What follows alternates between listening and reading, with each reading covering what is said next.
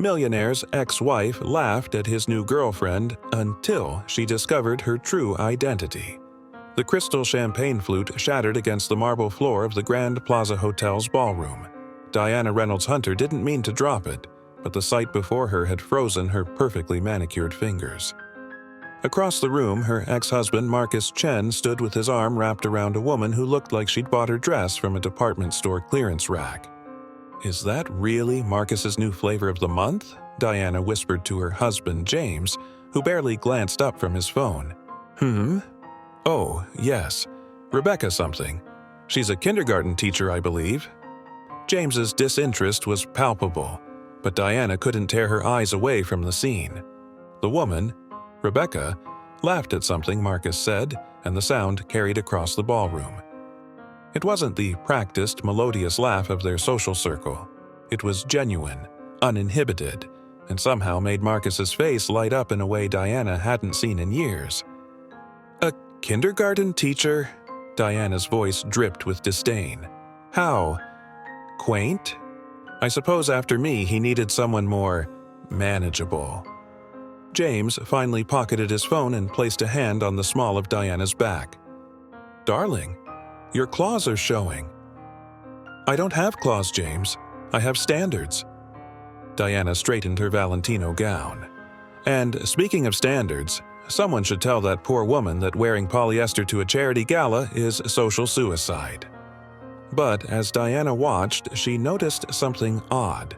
Rebecca might have been wearing off the rack, but she moved through the crowd with an unexpected grace. When the Chinese ambassador approached Marcus, Rebecca smiled and… Was she speaking Mandarin? Diana's eyes narrowed.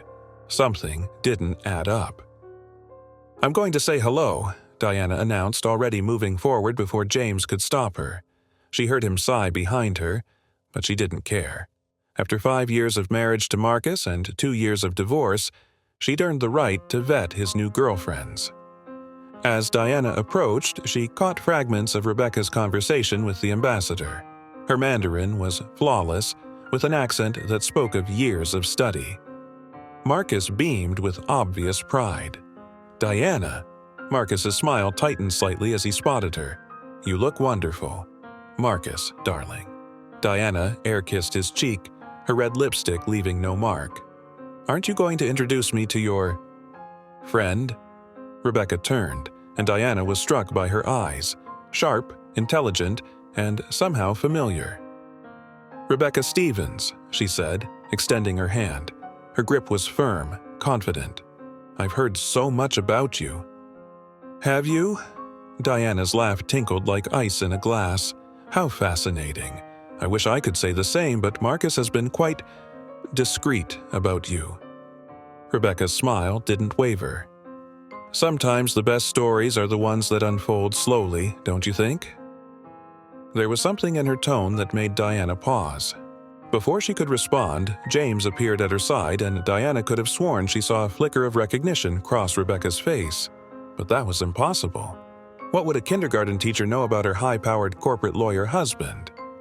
"James Hunter," he introduced himself, though his usual smooth confidence seemed slightly forced.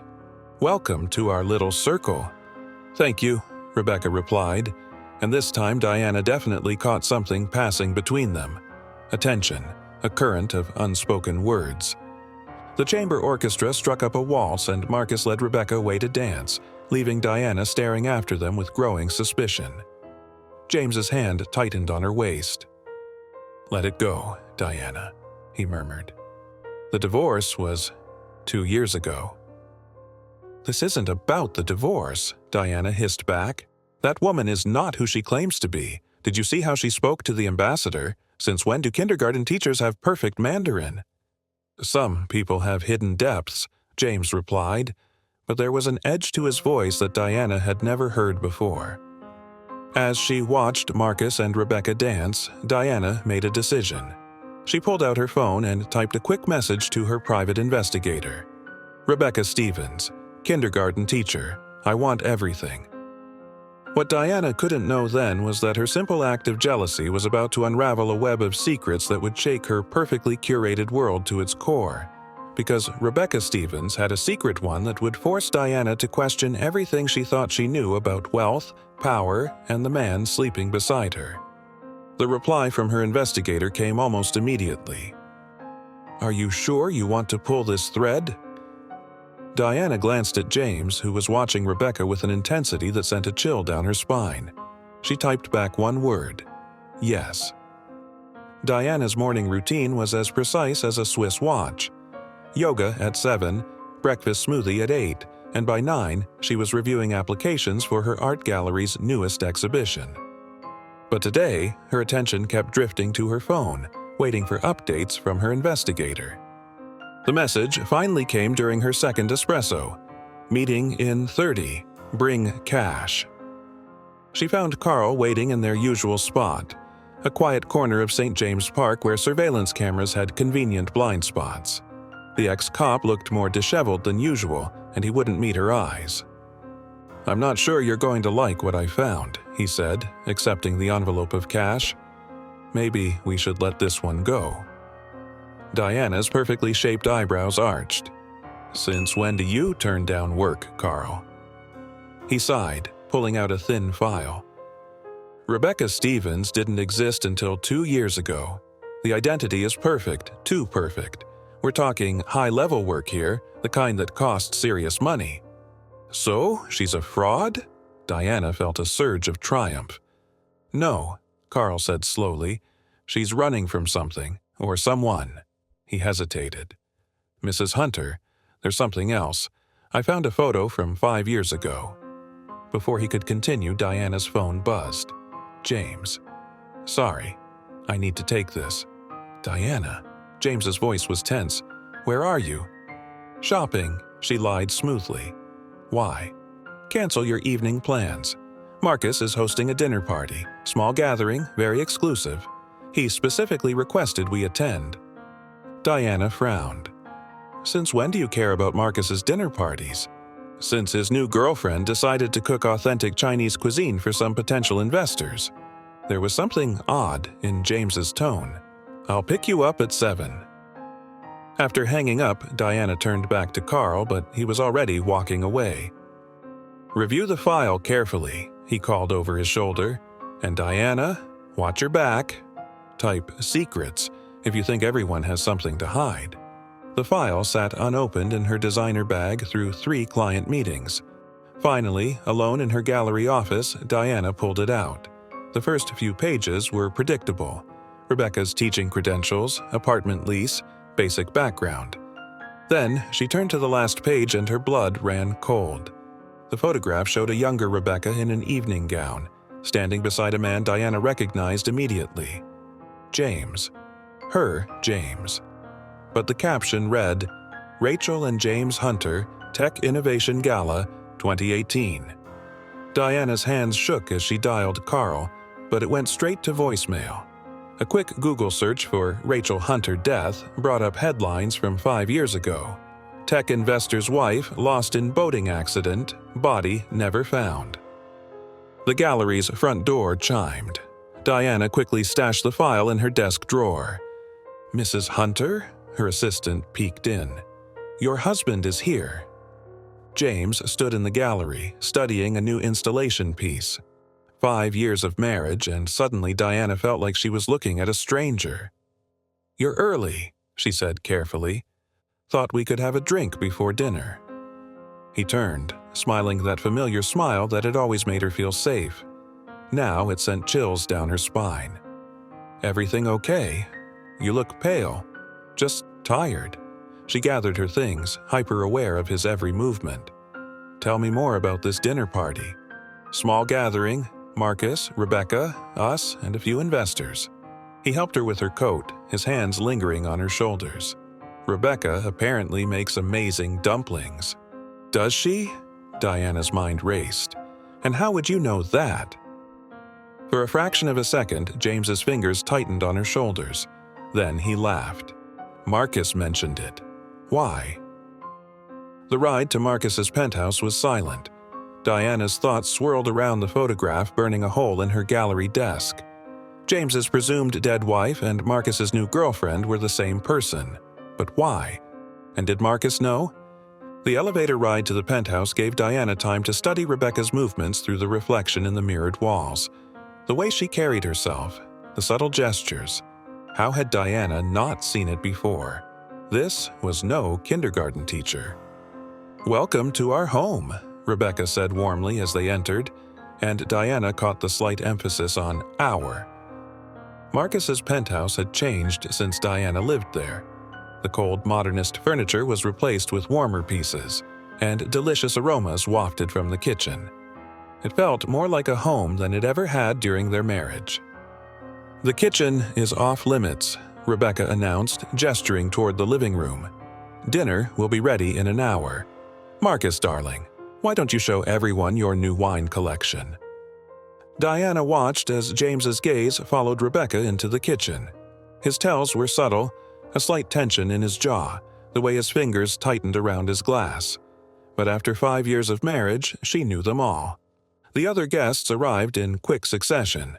2 tech investors from Silicon Valley, a venture capitalist from Hong Kong, and the Chinese ambassador from the gala. Diana noted how they all greeted Rebecca with a familiarity that seemed at odds with her supposed recent entry into their social circle. "Quite a gathering," Diana murmured to Marcus as he poured ridiculously expensive wine. "Your kindergarten teacher certainly knows how to draw a crowd." Marcus's smile didn't quite reach his eyes. Rebecca has many talents. Clearly, Diana sipped her wine. "Tell me, does she grade papers in Mandarin or English?" Before Marcus could respond, Rebecca's voice carried from the kitchen. "James, could you help me with something?" Diana watched her husband rise too quickly, noted how Marcus's expression darkened slightly. The pieces were there, but the picture they formed made no sense. Why would James's supposedly dead wife be dating Diana's ex-husband? Type puzzle if you're trying to figure out the connections. "Excuse me," Diana said sweetly. "Powder room." Instead of turning left toward the bathroom, she slipped right toward the kitchen. Voices drifted through the partially open door. "Can't keep this up forever," James was saying. "It's almost done." Rebecca's voice was different. Harder, more controlled. "Once the contracts are signed." "And Marcus? He suspects nothing, unlike your wife." Diana leaned closer, but a floorboard creaked beneath her feet. The voices stopped. By the time Rebecca opened the kitchen door, Diana was examining a painting on the wall with feigned interest. "Dinner's ready," Rebecca announced loudly. "Diana, would you help me serve?" The kitchen was immaculate, spotless except for a single drop of sauce on the counter that Rebecca quickly wiped away. She handed Diana a platter of dumplings that looked too perfect to be homemade. "Beautiful dumplings," Diana commented. "Family recipe?" "Something like that." Rebecca's smile was razor sharp. "Though I'm sure you know all about keeping family secrets, don't you, Diana?" The implied threat hung in the air between them. Diana carried the platter out, her mind racing. The Rebecca she'd initially dismissed as a social climbing kindergarten teacher was proving to be something far more dangerous. Dinner was a masterclass in subtle warfare. Every compliment concealed a blade, every smile masked a threat. The investors seemed oblivious, too focused on the business discussion that Rebecca steered with surprising expertise. "Your Mandarin is impeccable," the Hong Kong investor commented. "Where did you study?" "Oh, here and there," Rebecca deflected smoothly, "though my most intensive study was in Beijing." "Isn't that right, James?" Diana's chopsticks clattered against her plate. James quickly covered by launching into a story about his own business dealings in China, but Diana had caught it, the flash of panic in his eyes. As dessert was served, Diana's phone buzzed with a text from Carl. "Found something big. Meet tonight. Urgent." "Everything okay, darling?" James asked, his hand finding her knee under the table. The gesture that had once been comforting now felt like a warning. "Perfect," Diana smiled, placing her hand over his. Two could play at this game. "Just the gallery. You know how demanding artists can be." Rebecca watched this exchange with an expression Diana couldn't quite read. Was it amusement, pity, or something closer to satisfaction? After dessert, as the other guests began to leave, Rebecca pulled Diana aside. "We should have lunch sometime," she said. "Just us girls. There's so much we should discuss." "Like what?" Diana challenged. Rebecca leaned closer, her voice dropping to a whisper. "Like how your husband's company has been moving money through shell corporations in the Cayman Islands. Or perhaps you'd prefer to discuss the real reason your father's bank collapsed." Diana felt the color drain from her face. No one knew about her father's scandal. She'd spent millions making sure of that. "Tuesday, at Le Cirque," Rebecca continued as if she hadn't just detonated a bomb. "Don't be late." Diana's hands shook as she applied her lipstick in Le Cirque's bathroom. She'd spent the past week digging deeper into Rebecca's past, or rather, Rachel Hunter's past. The more she uncovered, the less sense it made. Rachel Hunter had been a rising star in corporate finance before her supposed death, specializing in identifying corporate fraud. Her marriage to James had seemed perfect until the boating accident that no one witnessed. "Your table is ready, Mrs. Hunter." The maitre d' guided her to a secluded corner where Rebecca already sat, looking impossibly put together in a cream Chanel suit that Diana knew wasn't from any department store. "Right on time," Rebecca smiled. "I ordered champagne. We have much to celebrate." "Do we?" Diana settled into her chair, refusing to show weakness. "And what exactly are we celebrating?" "Your resurrection." Rebecca's laugh was genuine. "Oh, Diana, I've missed your directness. It's refreshing after years of corporate doublespeak." "Cut the act." Diana leaned forward. "I know who you are, Rachel. What I don't know is what game you're playing with my husband and my ex-husband." "Your husband?" Rebecca, Rachel, raised an eyebrow. "Are you sure about that possessive pronoun?" Before Diana could respond, her phone buzzed. A text from an unknown number contained a single photo: Carl, her investigator, lying motionless on what looked like a warehouse floor. "Don't worry, he's alive," Rebecca said calmly. "Consider it a friendly warning. Some questions are better left unasked." Diana's voice shook slightly. "What do you want?" "Want? I want justice." Rebecca's mask slipped for a moment, revealing something hard and vengeful underneath. "Your husband didn't just marry you for love, Diana. He married you for your connections to Eastern Sun Banking, your father's bank.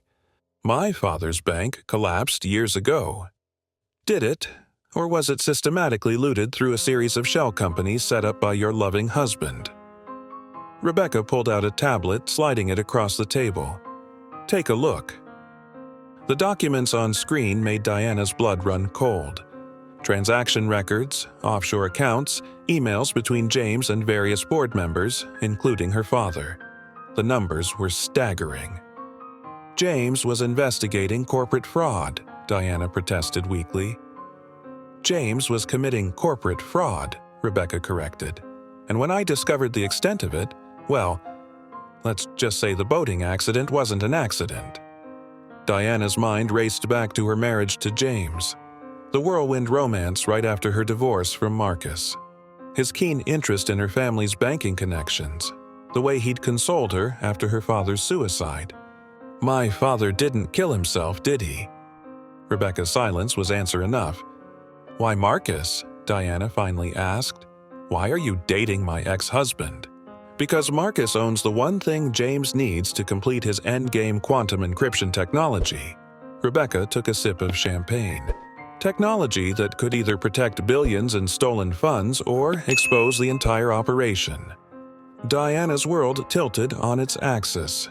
Every certainty in her life was crumbling. "Does Marcus know? About you?" "Marcus knows what he needs to know." Rebecca's expression softened slightly. "He's a good man, Diana. Better than you gave him credit for. That's why I need your help to protect him." "My help?" Diana laughed bitterly. "Why would I help you?" "Because if you don't, James will do to Marcus what he did to my father and yours." Rebecca's eyes hardened. "And because deep down, you know Marcus deserves better than becoming another casualty in James's games." The next 24 hours passed in a blur for Diana. She moved through her normal routine like a ghost gallery meetings, charity committee calls, a tennis lesson she couldn't focus on. Every conversation with James now felt like walking through a minefield. "You're quiet tonight," James commented over dinner at home. "How was lunch with Rebecca?" Diana forced a smile. Enlightening. "She's not what I expected." "Oh?" James's tone was casual, but his eyes were sharp. We discussed art, actually. She's quite knowledgeable about Chinese antiquities." Diana watched her husband's reaction carefully. She mentioned something about authentication techniques. A muscle twitched in James's jaw. Diana knew he was thinking about the gallery. Her gallery, which had been authenticating and handling millions in Asian art transactions over the past 3 years. Transactions that she now suspected had nothing to do with art. "I've been thinking," she continued, "of expanding the gallery's authentication department." "That would be expensive," James said quickly. "Now might not be the best time." "No?" Diana took a sip of wine. "The Hong Kong investors seemed interested when I mentioned it at dinner." James's knuckles whitened around his fork. "When did you speak to them about the gallery?" "Oh, you were in the kitchen with Rebecca at the time." Diana held his gaze, helping with the dumplings. Later that night, Diana lay awake listening to James's steady breathing beside her. Her phone buzzed softly. A text from Rebecca. "Tomorrow, 3 p.m. Your gallery, bring the ledgers." The gallery's transaction records for the past 3 years filled 3 thick binders. Diana had spent the night reviewing them, seeing them with new eyes. Art pieces moving through shell companies, prices inflated, then deflated, mysterious buyers who appeared and disappeared. Her gallery had been laundering money right under her nose. When Rebecca arrived the next day, she wasn't alone. Marcus was with her. "He needs to know," Rebecca said before Diana could protest. "All of it." Marcus looked between them, confusion evident on his face. "Know what?" "Show him," Rebecca nodded at the binders. Diana watched her ex-husband's expression change as Rebecca walked him through the evidence. The money laundering, the connection to his quantum encryption technology, James's true nature. With each revelation, she saw the Marcus she remembered. Brilliant, analytical, unstoppable when solving a problem. "The encryption keys," he said finally, running a hand through his hair. "They wanted access to the quantum encryption keys." "Yes," Rebecca confirmed. "With those, they could move billions without detection. Without them." "Everything's traceable," Marcus finished. He looked at Diana. "Did you know?" "No," she whispered. "I swear, Marcus, I didn't know." His expression softened. "I believe you." He turned to Rebecca. "But why didn't you tell me who you really were?" "Because I needed to be sure," Rebecca said softly. "Sure that you weren't involved. Sure that you were still the man I'd researched. Sure that you could help us stop this." "And now?" "Now we have less than 48 hours," Rebecca said grimly. "James has a buyer for the encryption keys. Once they're sold, he'll have no use for any of us." Diana's blood ran cold. "What do you mean?" "Think about it," Marcus said, his tech genius mind already racing ahead. "With the keys sold and the money moved, what's his biggest liability?" "Us," Diana realized. "We're all loose ends." "We need a plan," Marcus said, pacing the gallery's back office. "The quantum keys are stored in a secure server room at my company. James's buyers will expect a direct transfer." "When?" Diana asked. "The Hong Kong investors," Rebecca explained. "They're not really investors. The dinner party was a cover for them to assess the security at Marcus's building. The sale is scheduled for tomorrow night." Diana's mind raced through possibilities. "The charity gala. It's tomorrow night at the Tech Museum next door to Marcus's building." "Perfect cover," Rebecca nodded.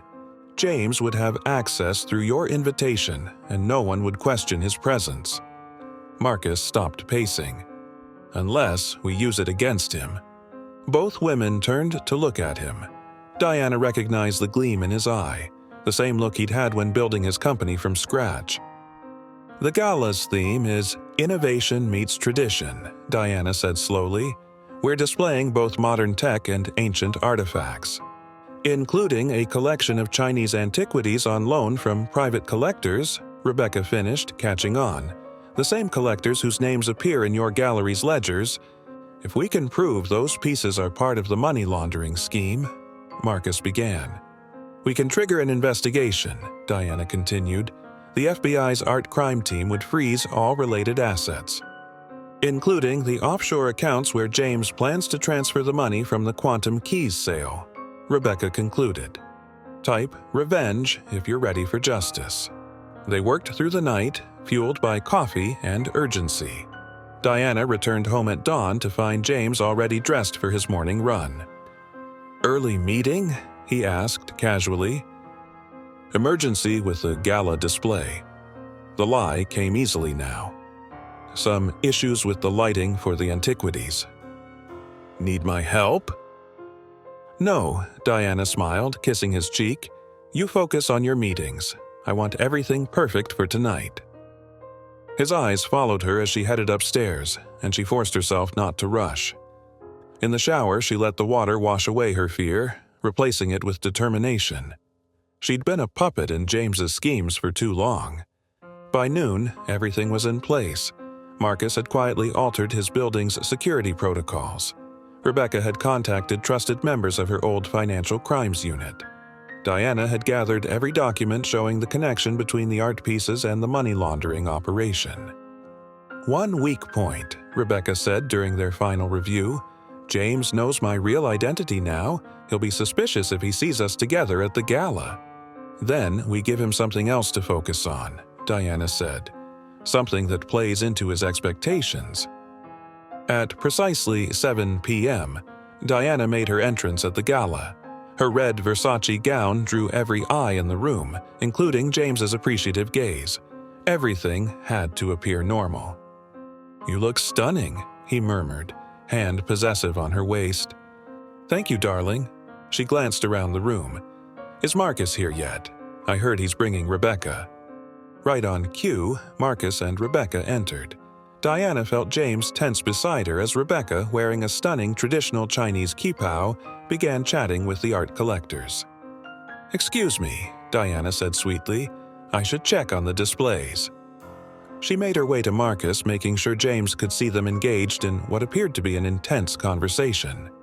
Out of the corner of her eye, she saw James check his watch and move toward the exit, exactly as they'd predicted. "He's moving," Marcus murmured. "Rebecca?"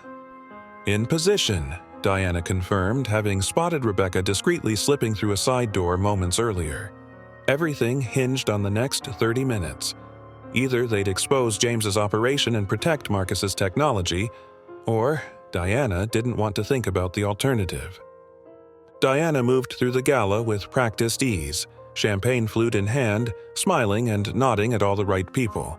But her attention was focused on the security feed playing on her phone, tucked discreetly in her clutch.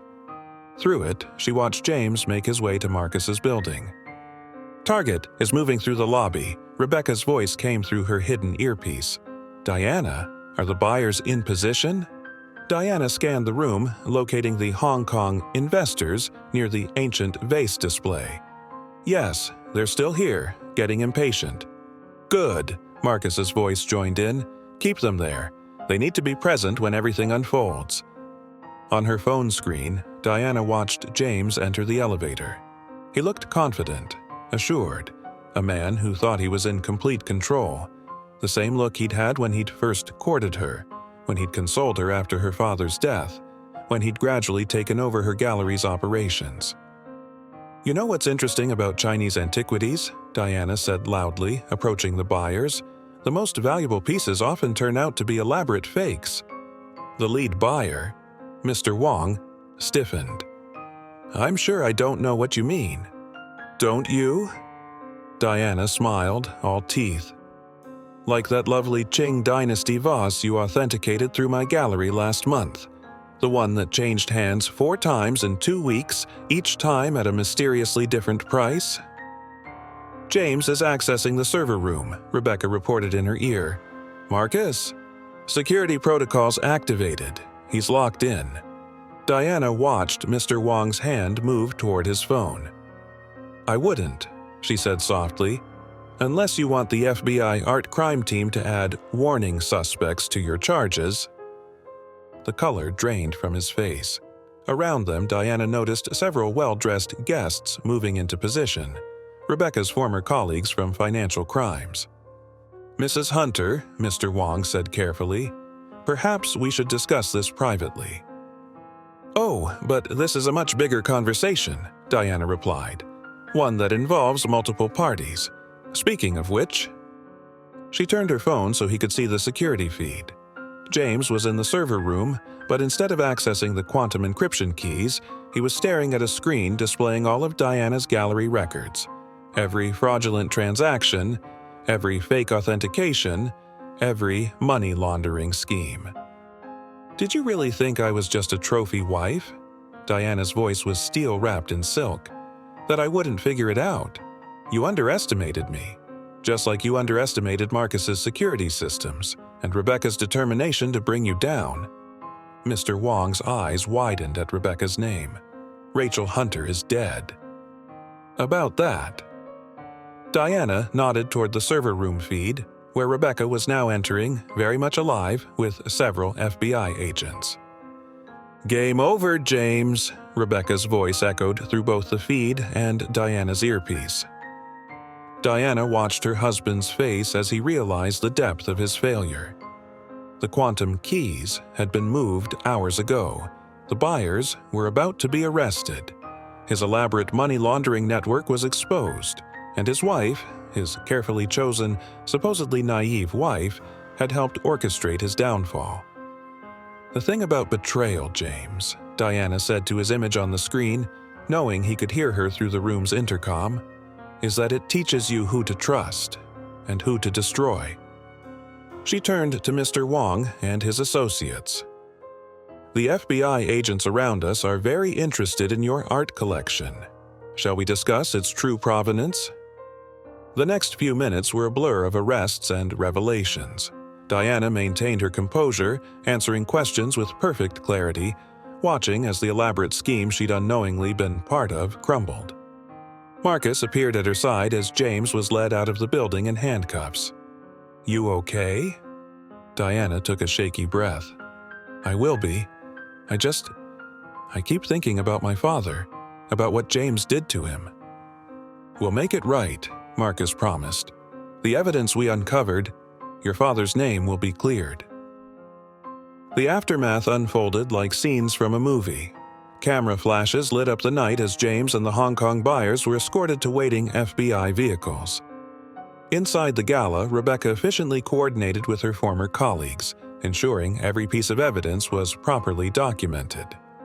"Mrs. Hunter," a senior FBI agent approached Diana, "we'll need you to come in tomorrow for a formal statement." "Of course," Diana nodded. "And it's Miss Reynolds now. I'll be reverting to my maiden name." The agent's eyes softened with understanding. "Miss Reynolds, then. Your cooperation has been invaluable. What you and Miss Hunter orchestrated, it's unprecedented."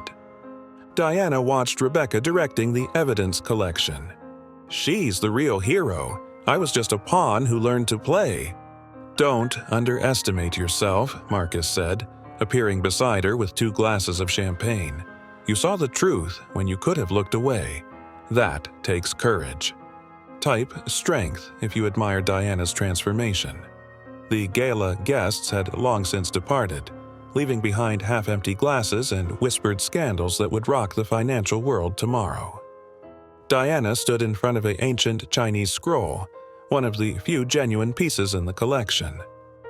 "What will you do with the gallery?" Rebecca asked, joining her. "Transform it," Diana said firmly.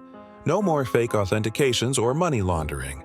I'm thinking of partnering with art crime specialists, helping to identify fraudulent pieces and schemes." "You'd be good at that," Rebecca smiled. "You have the eye for it, and now the experience." "Speaking of experience," Diana turned to face her. "What about you and Marcus?" Rebecca's expression softened. What started as part of the investigation, it became real. Marcus is nothing like James. He's genuine, Diana finished. I know. It's why I married him in the first place. It's also why we divorced. I wasn't genuine then. And now? Now I'm learning to be. Diana took a sip of champagne. Starting with honesty. You and Marcus, you have my blessing, not that you need it. Rebecca touched her arm gently. We all deserve second chances, even at love. Diana thought about the way Marcus had looked at Rebecca during the operation, with trust, admiration, and something deeper. It was how James had never looked at her, too focused on what she could provide him. Miss Reynolds? An FBI tech interrupted. We found something in Mr. Hunter's private server. It's about your father. The documents confirmed everything. The blackmail, the forced transactions, the orchestrated suicide. Evidence that would not only clear her father's name but expose the entire network of corruption he'd tried to fight. Dad was trying to stop them, Diana whispered, tears finally breaking through her composure. All this time, I thought he was guilty. Marcus wrapped an arm around her shoulders. We'll make sure everyone knows the truth. Your father died a hero. A hero who left one hell of a daughter, Rebecca added. He'd be proud of you today. Diana stood at the podium, addressing a roomful of art authentication experts and law enforcement officials. Her gallery had become a leading center for identifying art fraud and money laundering schemes. On the wall behind her hung a photo of her father, finally honored for his sacrifice. In the audience, Marcus and Rebecca sat hand in hand. Their wedding was scheduled for next month. A small, genuine affair, unlike the society spectacles Diana once orchestrated. They had merged their talents. Marcus's quantum encryption now protected financial systems from fraud, while Rebecca led a specialized task force combining financial and art crimes. James's trial had ended in a 30-year sentence. The evidence had exposed corruption reaching the highest levels of international finance, leading to hundreds of arrests and billions in recovered assets. The greatest art, Diana concluded her speech, isn't hanging on these walls. It's the art of truth, raw, unvarnished, and real, like the truth that set us all free. Later, at dinner with Marcus and Rebecca, Diana raised her glass. To second chances, she said. To seeing beneath the surface, Rebecca added. Marcus smiled at them both. To the family we choose. Diana looked at her ex-husband and the woman who had started as her rival but became her ally.